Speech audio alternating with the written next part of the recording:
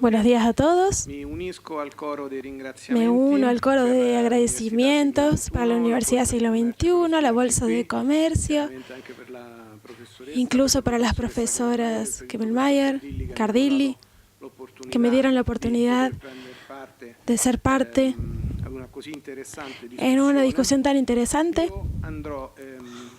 Yo voy a hablar de manera muy breve otro perfil del discurso sobre las redes comunes en China. Es decir, con esto que acaba de explicar la profesora Fein, vimos cómo atrae las categorías relacionadas en cierta modo con el patrimonio público del esquema propietario. Yo voy a ver el otro lado, la atracción siempre por parte de las categorías relacionadas con la propiedad pública, digamos, en cierto modo, se reconducen a las redes comunes. Voy a tratar de ser rápido. Vimos cómo la profesora Fein demostró que en China la atención se centra a la propiedad privada. En el curso de los últimos años se hicieron muchas reformas para reforzar en realidad el rol de la propiedad privada, pero esta fuerte atracción por parte de los esquemas relacionados con la propiedad pública, estatal y colectiva. Entonces, ¿dónde están las redes comunes? Veamos. El conocido chino He Zhenhuan enseñó en el idioma chino que no existían las palabras que hoy conocemos como la propiedad, los derechos reales, etc. El término que corresponde a la propiedad lo pueden leer en la pantalla, como lo mismo ocurre con el término de derechos reales. Fueron elaborados durante los primeros años del siglo XX, cuando la China, empujada a una rápida modernización, tomó en bloque las categorías del romano para acelerar este proceso. Las tomó a nivel conceptual, que terminológicamente, del japonés. En Japón ya habían empezado a modernizar sus leyes en base a la tradición romana, sobre todo en esos años con una fuerte influencia de la doctrina francesa y después del alemán, y en China tomaron estas categorías, así como esos caracteres japoneses semánticos, que son en realidad caracteres chinos importados por la China a Japón hace unos siglos atrás. Ahora ocurrió todo lo contrario. Los chinos encontraron estos neologismos en materia jurídica que fueron transferidos a la lengua. Entre estos neologismos podemos observar aquí en la pantalla Gongyo, que indica el Instituto Privado de la Comunión. Está compuesto por dos caracteres. Yon, que es siempre el mismo, que indica el verbo tener, y gon, con un acento grave, que tiene por significado común, general, etc. Junto al gon, tenemos que tener en consideración que muchos términos jurídicos fueron construidos sobre otro gon, que se pronuncia con otro acento, que no es grave. Esto, por ejemplo, corresponde a otro carácter. Si bien estos dos caracteres, estos dos gon de distintos tonos, son siempre cercanos, para nuestro discurso tienen una diferencia fundamental. Vimos el primero, que tiene una semántica relacionada con la idea de lo común. Este, en cambio, tiene una semántica relacionada con la idea de lo público. De hecho, lo podemos encontrar en los términos gunmin, que es ciudadano o derecho público. De hecho, si unimos estos dos caracteres en algunos términos técnicos, podemos encontrar cómo en realidad el gon público viene de atraer el gong común. El término que utilizaba en China la profesora era este que podemos ver en la pantalla. Vemos que está el gong público seguido del gong común, que incluye uno al otro y se transforma en lo público relacionado con lo público. Las redes comunes se traducen al chino como Gong Yong Chuan. El primero es siempre el mismo, lo que significa común. El segundo yong es el verbo utilizar y el último significa cosa, porque en realidad fue utilizado el verbo usar. Vemos que existen dos razones para esto. La primera, relacionada al hecho de que si se hubiese utilizado el verbo ser después de gon, de común, en lugar de usar el verbo usare, se hubiese obtenido la comunión Instituto de Derecho Privado y existirían ambigüedades. El segundo punto es que probablemente en la visión china se tuvo en cuenta que el hecho que las redes comunes no podían ser apropiadas. Las personas las utilizaban, pero no se apropiaban de ellas.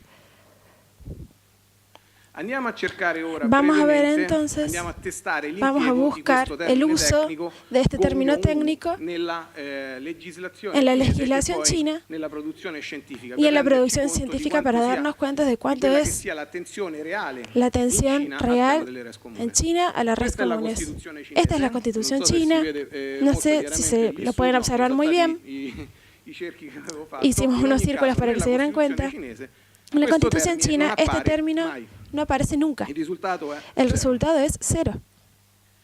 Esta es la ley sobre los derechos reales y también en la ley de derechos reales este término, res comunes, no aparece nunca.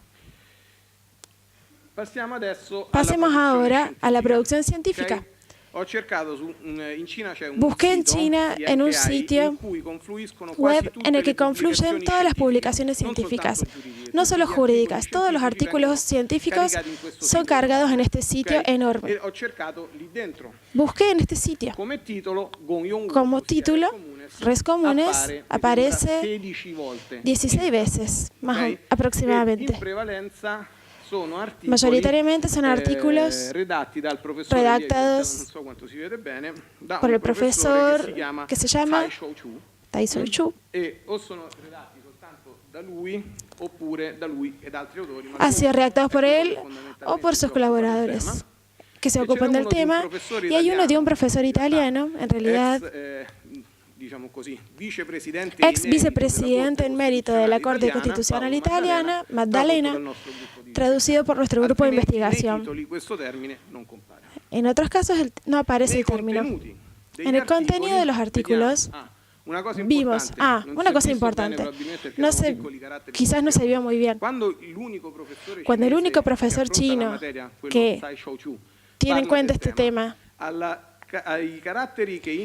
los caracteres que indican las redes comunes le agrega otros caracteres.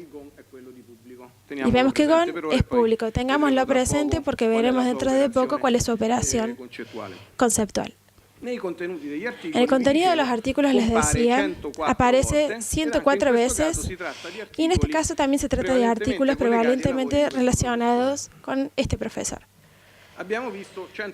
Vimos 104 veces que puede parecer una cifra elevada, pero comparado con los números chinos, vamos a darnos cuenta que en realidad no es una cifra muy elevada.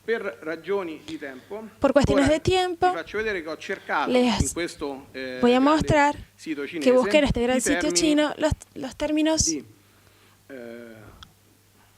Gong Seichang, patrimonio público, del cual hablaba la profesora Fein. Gongyo, que indica la propiedad pública en el sentido de lo que appartiene al público. Woyod, que como adjetivo estatal. Y este último, el término que indica que es propiedad del Estado. Y vemos que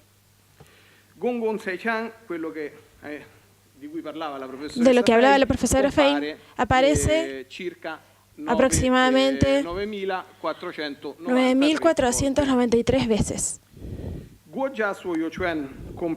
Aparece 5.804 veces. Gongyo aparece 50.944 veces y Goyo, el adjetivo estatal, aparece casi 1.000.000 de veces. En base a este breve análisis cuantitativo podemos sacar un dato cualitativo. En China, la atención sobre el tema de las redes comunes es muy baja comparada a la atención que existe por el tema de la red pública, de las cosas públicas. Casi una diferencia de varias miles. Por lo tanto, ¿cuál es el punto? Vimos que existe esta poca atención sobre el tema.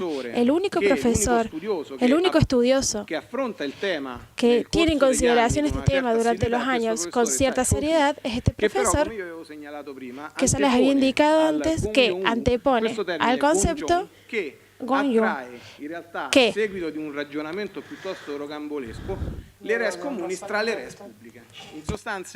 en sustancia, en uno de sus artículos más claros sobre ese tema, él dice: las cosas comunes no pueden no tener un propietario. Por ende, tenemos que decir que son cosas comunes de propiedad pública.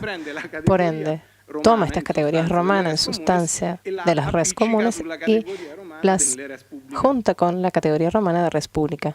¿Cuál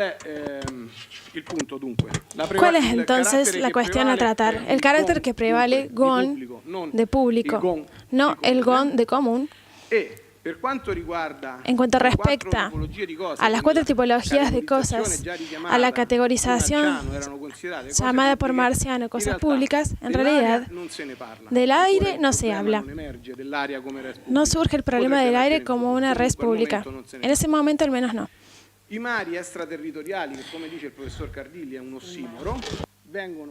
Los mares extraterritoriales tampoco se consideran en el derecho internacional y existe esta fuerte atracción respecto a las cosas públicas. No significa que no exista de alguna manera un fuerte interés por parte de China respecto a cuestiones que ahora, con estas teorías modernas, incluimos en el ámbito de las redes comunes. Por ejemplo, la cuestión del ambiente.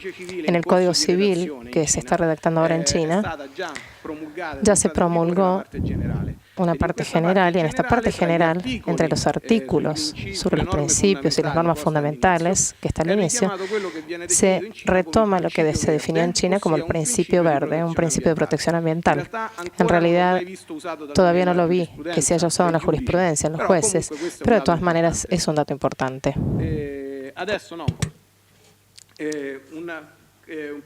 Un punto importante, un ejemplo que no está en la presentación, de un caso que implicó una de las sociedades petrolíferas más importantes de China, que en el 2005 tenía, a causa de problemas técnicos de una instalación, había derramado petróleo en un río. Los daños ambientales fueron enormes: peces, flora, agua contaminada, etc. En ese caso, algunos profesores de derecho chino trataron una acción para pedir un resarcimiento por los daños. El juez lo negó la legitimación de esa acción porque esa propiedad era propiedad pública. Se creó este cortocircuito entre el Estado, que era propietario de la sociedad que derramó el petróleo, y el Estado, que era el titular de la legitimación activa que pedía el resarcimiento del daño. Es un tema en el cual se está trabajando en China. El aspecto importante que hay que tener en consideración es que no se trabaja mucho desde la perspectiva de la red común, sino desde la intervención pública, desde la perspectiva de lo público. Si bien en China se tomaron en cuenta muchas categorías pertenecientes al derecho romano, como los derechos reales, contratos, obligaciones, etc., lo de las redes comunes en realidad representa la excepción que confirma la regla. Es la categoría que en el momento no ha sido considerada. Algunos pocos que lo han hecho de manera poco natural. Gracias, he llegado a la conclusión de mi artículo.